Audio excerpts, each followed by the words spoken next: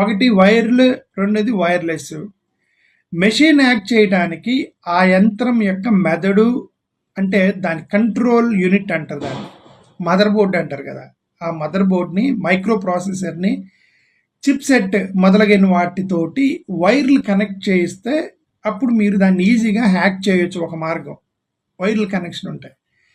ఆ యంత్రం యూనిట్ యొక్క ఆల్గరిథం ముందుగా పేర్కొన్న తేదీ, ఆ సమయము, ప్రత్యేకమైన పద్ధతిలో ప్రవర్తించే విధానాన్ని వాళ్ళు రూపొందిస్తారంటే మీరు ఒకదానికి నొక్కుతున్నప్పుడు ఓటు వేరే దానికి పడింది, ఒకదానికి నొక్కారు, ఓటు పోయి వేరే దానికి పడింది, కానీ మీకు ఇదే కనిపించింది, మీరు నొక్కింది కనిపించింది, మీరు వైసీపీకి వేశారు, మీకు వైసీపీకి పడ్డట్టుగా అక్కడ బటన్ ఎనిగింది, యాక్చువల్గా రికార్డ్ అయ్యేది టీడీపీకి పడింది